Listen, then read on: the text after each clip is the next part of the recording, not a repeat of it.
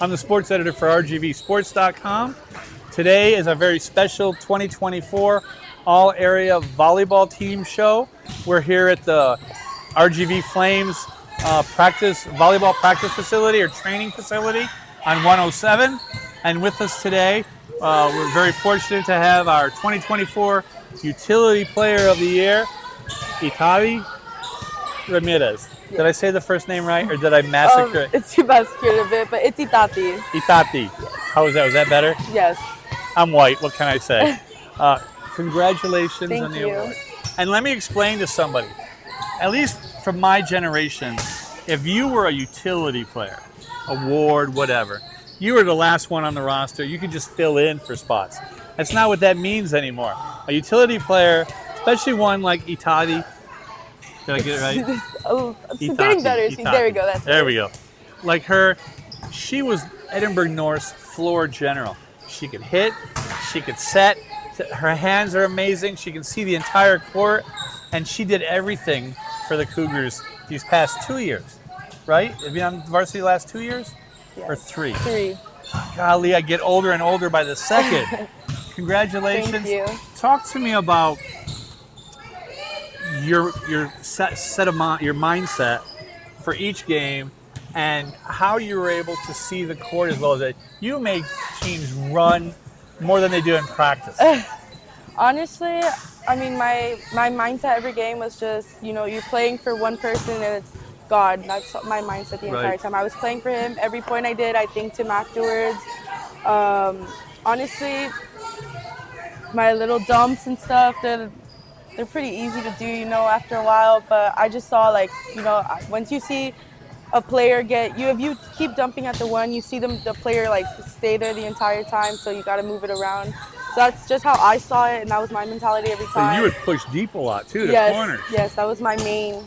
We don't see a lot of that. Yeah. You know what I mean? You don't see a lot, and it's a big court to cover. Yes. Not everybody can be everywhere. What were your expectations coming in? Congratulations on winning a district title Thank too. you. That had to be exciting. Yes, it was. Talk about your year. I mean, my year was a pretty good year. It was a year I honestly didn't expect it.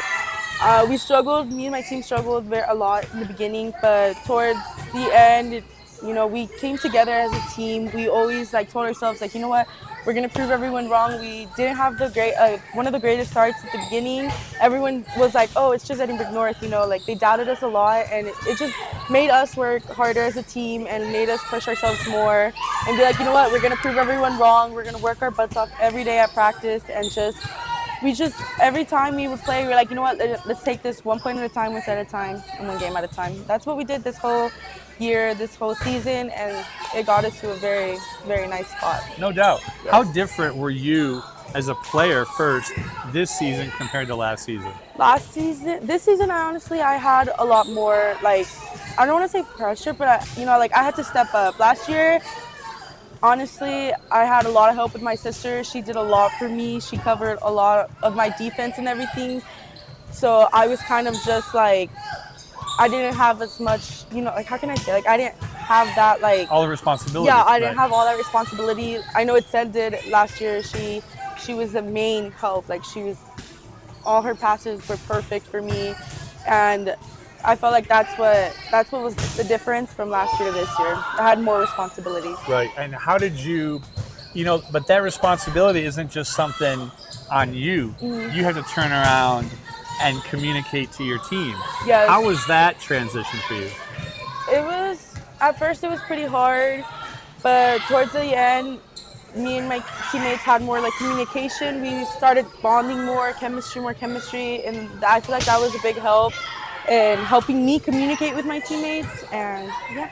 Well, nowadays, people get offended so easily. Yes. But you were pretty, I mean, I need this done, you know what I mean? You didn't put extra words to soften it or anything like that.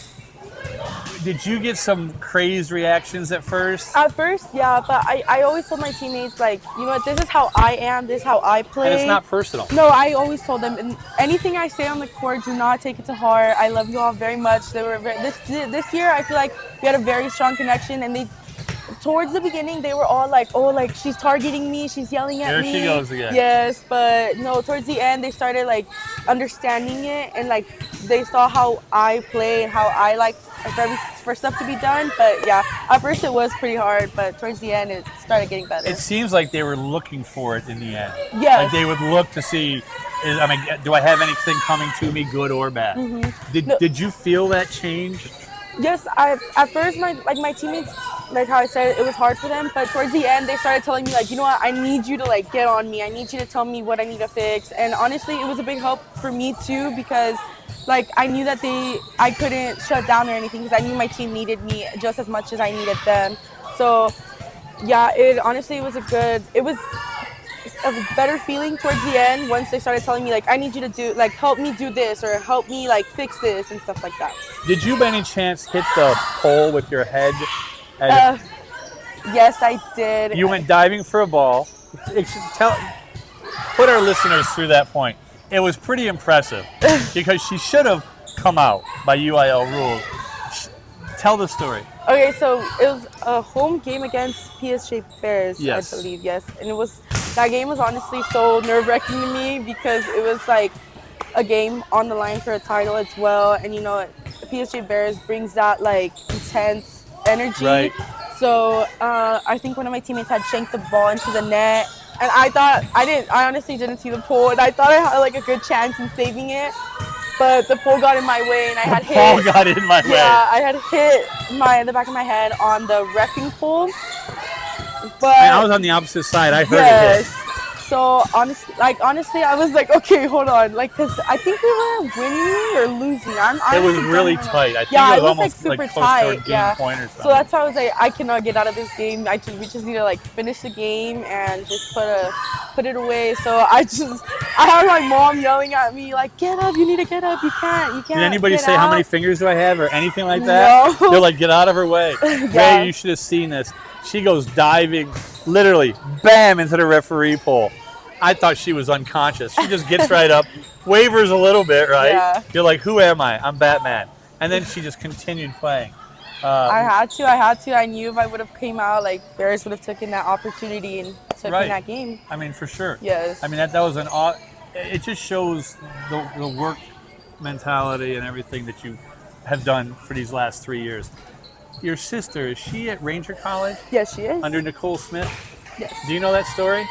No, I do not. I covered Nicole Smith in college in South Carolina. Oh, really? And one day she sent an email to our whole group. Are you the Henry Miller that covered volleyball in South Carolina? And I'm like, oh, geez. So we met up again. We started talking again. She's like, do you know any players? And I'm like, yes. So I called your coach and said, hey, you have anybody? And next thing I know, she's signing over there. Yes. Nicole's great, and I'm happy for Ed Sola. Did she play this past year, or is she going? Yes, she was. They were playing her as a DS. As she a was DS? Playing, yes. That's awesome. Yes. That's awesome. Well, I wish you the best of luck. Congratulations Thank you so once much. again. Well deserved. Thank you. I mean, you were what they call a floor general. I mean, you ran the floor. You did what you had to do, and each year was a little bit different. I appreciated watching you, and I wish you the best of luck. Thank you so much. Again, this is Henry Miller with RGVsports.com. This is our All-Area Volleyball show. I'm going to attempt this one more time. I'm here with our Utility Player of the Year, Itati Ramirez. Thank you again, and remember, we're blessed more than we deserve. Thank you. Thank you so much. I got it right at the end? Yes, you did.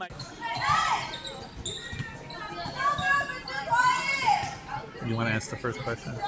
No. Go ahead, ask the first question. No! Introduce the show. Say your name, say my name, say it's the RGVsports.com 2024 All-Area Volleyball Show. Okay. Go ahead. Hi everyone, I'm Julianna Guajardo, and I'm with Henry Miller, and this is the RGVvolleyball.com All-Area Media Show. Blah, blah, blah. Forgot the word sports in it completely. RGVsports.com. There you go. You're always on the site, stories about you, so you should at least know. I forgot. You did great. Thank First you. time. You'll see her in future shows as the co-host of this great show. She'll be the reason why our views explode, right? Yes. Right, you had to think about it. She's like, am I incriminating myself for something? She's like, did my dad put me up to this? He would, wouldn't he? He would. He would, right? He would. Right? You're probably asking me this because he told you. He would Oh, but do I could this. do that, right? But don't. Never. So, anyway, this, Julianna Guajardo, is our Hitter of the Year 2024 All-Area Volleyball Hitter of the Year. Congratulations. Thank you. You are a junior? Yes. I can't remember. You grow so fast. I want to keep calling you a sophomore. Can you No. believe that? I think I look the same. You do look the same, but you grow up because your years go. I get older faster. Let's put it that way. You don't have to agree with that part. I'm sorry. I just She's not. like, yeah, you do. I just not. Congratulations. Thank you. And something I really want to talk about is, and we talked about this, I think, a little in some interviews about, yeah, front row, you're a big hitter, but you had a great season from the back row. Talk about how you advanced in that area specifically. Yeah, I think going into this season, I kind of knew what we had, and I knew I had to work a lot more harder than I did previous years. So I started getting more privates in my defense and my serving a lot, just because I feel like I used to just serve to serve, now I used to serve with a purpose. So yeah, I knew I would be scoring in the front row, but it was just a matter of scoring more in the back row. What did you do to? I mean, you just improved. You got so many more balls in the back row. I guess you were set up for a lot of plays on purpose. If they needed you, they'd get it to you, right? Yeah. So what did you do? Was there something you needed to learn how to do differently from hitting from back there? I think it was just kind of adjusting to where my setter was. I knew it would be kind of hard to just set me up, like if you're all the way over there, set me up, give me a back set. So it was just like being in front of them, timing it, and just doing that. Talk about your season in general and your team season. You won another district title. That's like 3 in a row, 4 in a row, 38 in a row.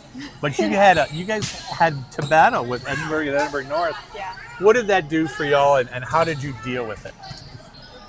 Well, going into district, we played Edinburg our first game and we lost in 5 sets. Great start, huh? Yeah, a great start. But we played really well. Right. So I think that's when we knew like we have the potential to be like good. We can be good. We just need to play good all the time. So even though we lost, like we still didn't give up. We knew we had Edinburg North and also Westico was a really good component. So we knew that we just needed to play good against them and beat them the next round. What are you working on for next year? Kind of the same thing. I think a lot more team connection, just because we kind of built that towards the end of the season more. So yeah, just team connection and being connected with my setters, and that's it. You guys lost basically an all-star team from the year before. Yeah. So going on the court this year was you had to feel like you had moved to a different state or something, right? What was your adjustment like? Because now instead of looking at Johanna or looking at whoever else, Mia, your host of hitters, they were looking at you. How was that? Did you feel that pressure? Or was it hard to, some teams don't want to let one person shine. Not that you only had one person, but you got most of the balls, things like that. What was it like from your perspective? At the beginning, I kind of felt a little bit of pressure just because I was just nervous a lot, and I was like, every ball that I get has to be a kill. But as I started getting more balls as the season went on, I wanted that pressure, and I had more confidence, and I had my team backing me up and my coach, of course, and they just encouraged me more, so that helped me a lot. How's your relationship been with Coach Cuellar? Oh, really good. She's helped me a lot since my freshman year, like that summer going to my freshman year, really. She's built my confidence up a lot, not even just me, but with everyone. And she's like the perfect coach that's hard on you, but not to the point where you're like, I don't want to play anymore, It's like hard, but encouraging hard. You hear that, Coach? She says you'll never make her quit. Yeah. Well, that's awesome. You had a great season. Since your freshman year, you've been a good hitter, right? When did you start playing, and when did you start realizing that I want to be the one who puts an end to every point? I think it was Not in my school ball career, but maybe my travel team experience. I think this summer going to my sophomore year, we went to nationals, and that was a lot of competition we'd never seen before, and way bigger girls, and we're not big. Yeah, their liberos are like 5'10". Yeah, and our libero's like 5. Yeah, 5 exactly. flat. Forget the 10. Yeah, so seeing that competition, it didn't really make me nervous, but it made me feel like you just have to play smarter. So I think that's when I kind of knew, like, I want to be the one that puts the ball down, and I wanted to be like the one that was getting every single ball. Put it on me. Put it Yeah. on me. Give me the ball. One of the things that I find interesting is that, and I've talked to Coach about this, is that other places in the state, I go to the state finals every year, the tournament. It's the same teams for the most part. Yeah. But they have this expectation level of when the season starts, we're going at least to state, back when it would be the semifinals first. In the Valley, we haven't quite gotten there. We've gotten to the point where McAllen Memorial, their expectations every year was Sweet 16. I think they went 10 out of 11 years, something crazy like that, right? The same thing I think is going on with your program. Coach Claire went in there. We just want to be competitive we're going to win the district title. That's a given. Not that you don't not work for it, but even these teams that go to state, they don't even talk about the district title. Yeah. What is that transition? You're part of that transition. When you came in, they weren't a winning program. They were just starting, right? Yeah. I mean, they weren't not a winning program, but they weren't every year. Yeah. What's it been like, that transition? I think the expectation at the beginning of the year is to win district. We've done it so many times. It's kind of like, it's our expectation, like not just for us, but as like for everyone else. Everyone expects us to kind of be up there all the time.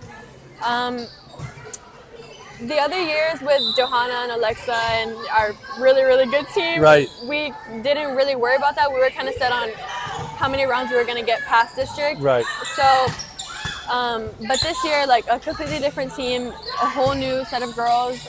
We just really wanted to compete, and we knew we had the potential to be a district champion. So it was just a matter of getting there and like what it took to get there. Tell me, you're not going to like this question, Oh, okay? no. You ready? Yes. Are you scared?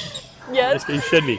Tell me one story about Coach where she had one of her moments talking about how y'all needed to play better. And if you don't come up with one, I'll tell you one. And you don't Okay. want me to tell you one. Are you going to talk about Edinburg North? Nah, not anyone in particular.